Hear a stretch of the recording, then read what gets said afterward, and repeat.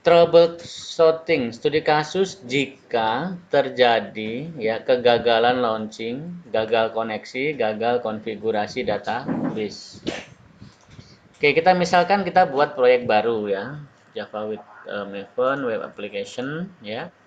Saya sini bikin app troubleshooting ya. Oke, defaultnya ini. Biasanya sih ada yang 6 ya atau 5. Kita pilih yang sedang aja 7 ya. Finish. Di sini saya pakai Tomcat yang versi, kita lihat ya di server sini ya, full server. Nah, ini di sini versi 10 saya. Versi 10 ini ya, nanti ada tuh Tomcat 10 beta ya. Tomcat 10 64 bit. Ada lagi tuh. Kalau yang versi 10 polos ini ya, itu pasangannya dengan Jakarta, Jakarta Servlet. Tapi kalau yang sudah 64 bit ya ataupun yang sudah beta di atasnya itu bisa Javax, bisa Jakarta. Ya, bisa dua. Ya, kalau kita Oh, pakai Pak, maaf. ya gimana? Itu emang harus Jakarta ya, Pak ya? Karena kita pakai Tomcat ini, ya. Kalau Oh, rekan pakai Tomcatnya SAM PP, ya, pakai Javax bisa tanpa Jakarta. Oke? Ada kendala di situ mungkin nanti, ya. oke, Pak. Ya, makasih, Pak.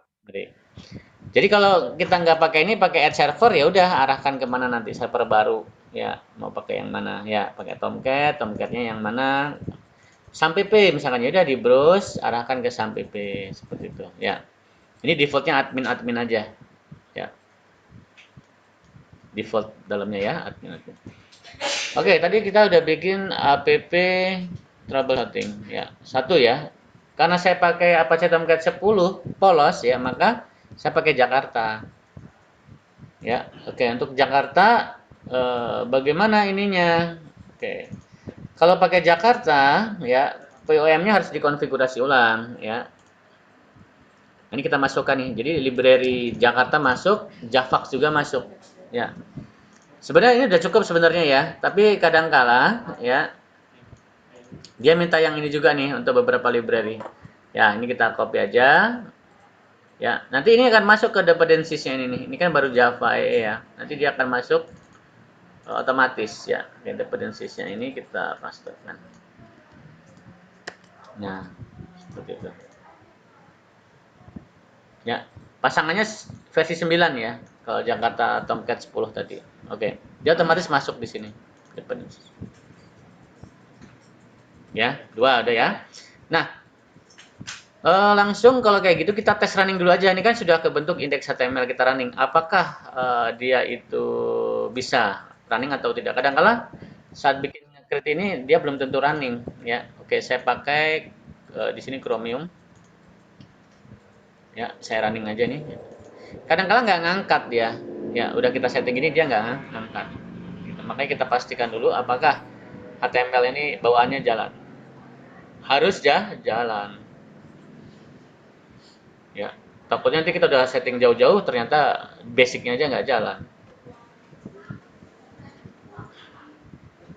Oke, ya POM-nya kita setting. Ya, library-nya kita masukkan dependencies-nya. Oke, dia nge-build.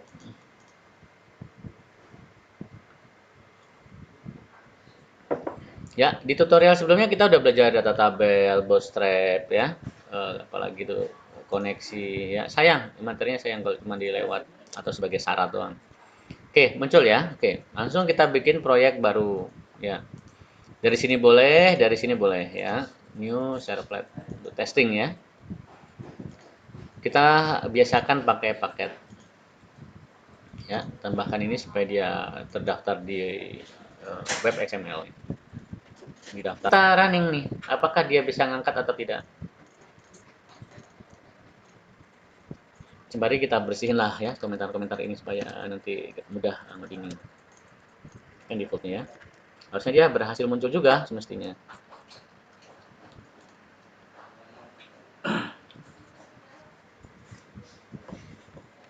Di atasnya Jack, oh udah ya. Ah, betul. Ini Jakartanya ciri ya. Ciri apa tadi? Jakarta belum diubah, Pak. Javax ya, karena kita pakai bukan SAM ya. Javax tuh pasangannya SAM ya. Kalau ini kan Jakarta ya, bagus. Berarti ini udah pasti error ya. Nah, itu sering kendala di situ. Jakarta. Tapi pesan ini belum tentu melulu yang rusak adalah Jakarta. Ada juga drivernya ya. Ada juga koneksi database-nya ya, seperti itu. Nah, ini udah muncul ya, berarti Jakarta ya. Oke. Kalau pakai NetBeans, kalau pakai apa? SAMPP tetap Java ya. Jakarta itu untuk yang pasangannya Apache ya, karena memang developer pengembangnya komunitas Jakarta yang dominan yang versi 10.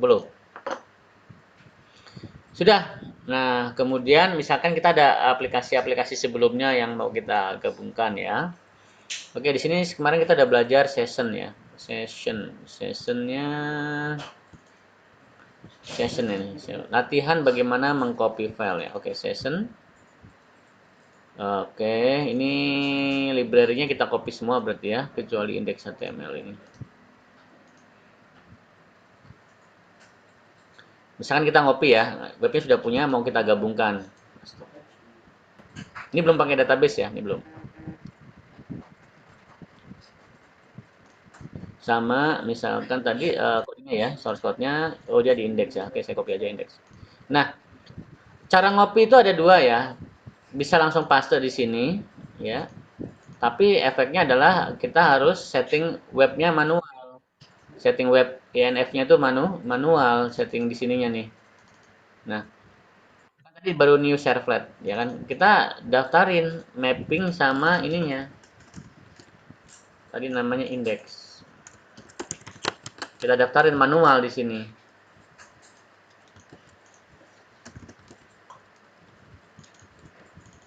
Ya. Jadi lebih mudah itu kalau ya misalkan kita mau kopas ya biar kita nggak nyeting manual.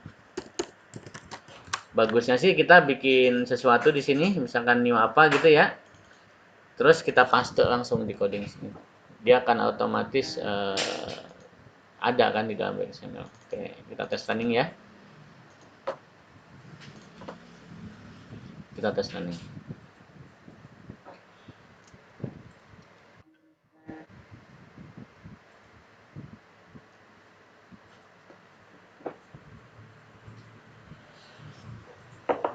Masuk session ya. Session itu kan artinya hak akses login atau bukan. Kalau dia belum login ya menunya seperti ini. Tapi kalau dia sudah login, misalkan seperti ini ya. Welcome Karina. Kalau udah login dia akan beda menunya. Ya. Sama seperti di Tokopedia lah. Kalau belum login ya ngeliat-ngeliat saja, tapi kalau sudah login dia akan muncul ya keranjang, arsip dan sebagainya. Nah, itu dia. Logout. Ini session ya. Di materi tutorial sebelumnya sudah ya, diikuti lagi. Ini bagus juga nih sudah pakai bootstrap ini ya. Bootstrap itu gimana sih? Nah, kalau kita jalankan coba pakai bootstrap ya. Jadi kompatibel dia dengan mobile seperti itu. Jadi enak nih sekalian kerja ya kan mobilenya.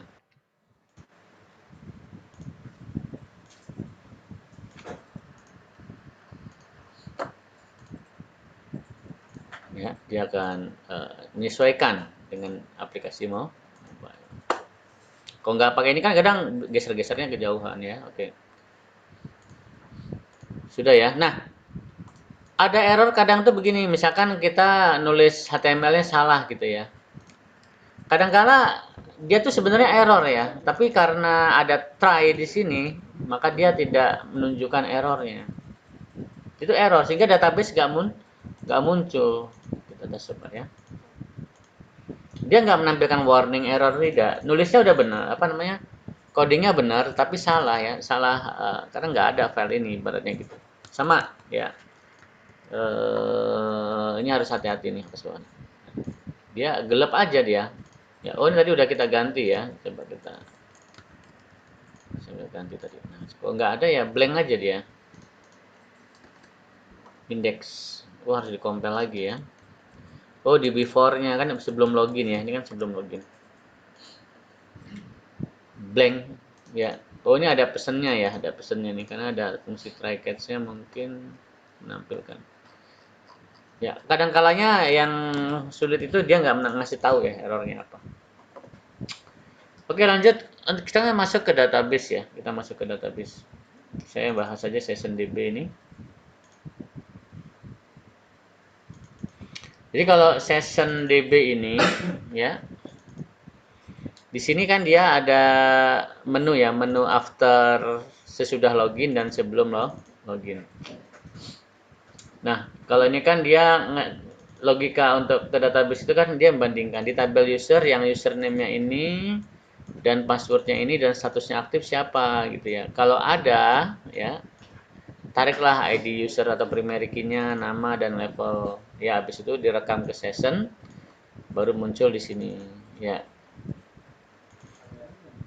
Kalau dia gagal loginnya maka munculnya di sini seperti itu.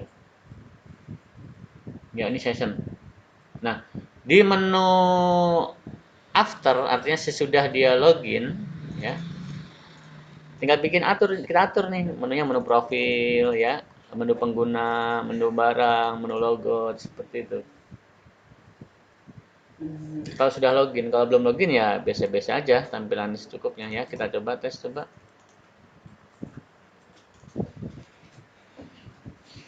Ya, ini kalau kita mati ya, ini sudah dienkripsi ini. Ini database-nya ya, database user. Ini dienkrip nih passwordnya, jadi nggak ketahuan passwordnya apa ya. Itu pakai library MD5 ya, MD5 ini seperti ini.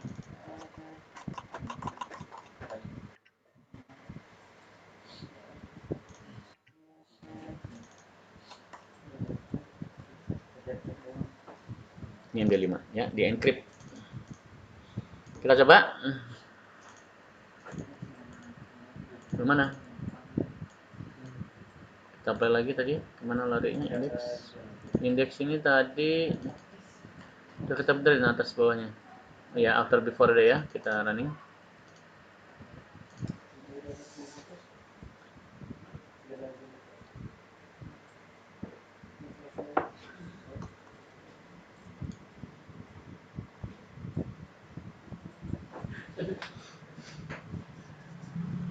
Ya, kita login. Kalau misalkan U6 ya, di U6 itu kalau nggak salah tidak aktif ya, maka dia ada bacaan tidak dikenali. U5 itu U1 itu dikenali ya, 1 2 3 passwordnya, login berhasil. Jadi loginnya ada dua sifat juga nih, ada sebagai admin, ada sebagai user. Kalau admin bisa nambah-nambah barang, kalau user hanya bisa belanja, kan gitu nanti tinggal kita belokin, ya kan? Oke. Ini contohnya ya, ini sudah login menu-menunya. Kalau dia sudah login, dia bisa mengedit data pengguna, dia bisa mengedit data barang. Ya, seperti menambah data barang baru atau mau menghapus misalkan ya. Ini juga modelnya sudah data table ya. Oke. Dan sebagainya. Kemudian untuk menu-menu ini ya. Jadi kendala utama di database itu satu ya. Kadangkala dia lupa ya bikin koneksi di sini. Jadi kita harus bikin koneksi ya. Dari database kita bikin koneksi baru ya. Pakai apa nih? Pakai MySQL ya. Ini adalah konektornya ya, konektornya. Jadi konektornya pakai Java 8.25. Kadang kalau beda konektor versinya ya, kan tadi pakai Apache 10 ya, dia nggak bisa muncul juga database-nya. Jadi kita pakai ini ya, next misalkan. Nama database-nya apa? Ya, tadi database-nya adalah ini servlet_db.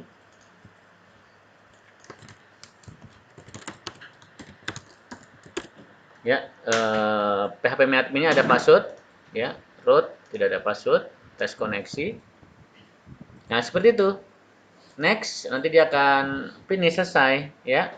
Maka akan kebentuk koneksi seperti ini nanti. Nah, seperti ini. Ya, kalau kita properties kita lihat ya modelnya. Nah, ini dia nih. Ini adalah drivernya. Ini kita masukkan ke dalam koneksi. Nah, ini koneksi ini. Jadi kadangkala ya, koneksinya kan modelnya tadi seperti ini.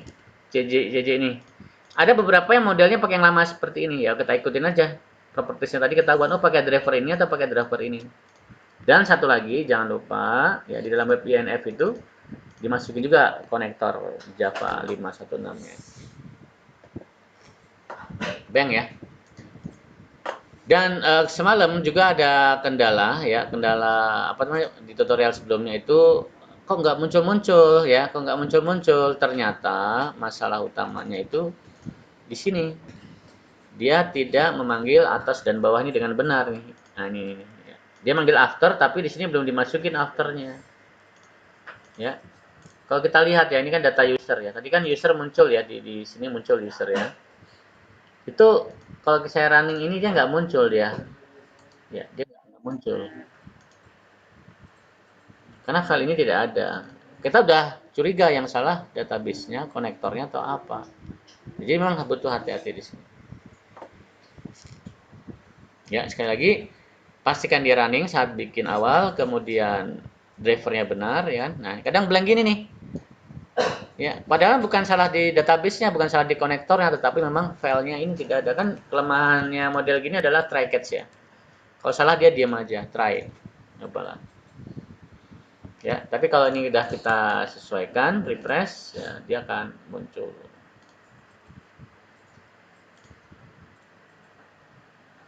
Kebayang ya? Seperti itu. Jadi kalau satu udah jadi, untuk yang tabel berikutnya misalkan ada tabel pengiriman barang, tabel apa namanya belanja barang, ya tabel konfirmasi pembayaran, ya tinggal diikutin saja kolom-kolomnya ya. Di tutorial yang sebelumnya udah ada ya langkah-langkahnya. Itu sih, ya itu kendala masalah di server.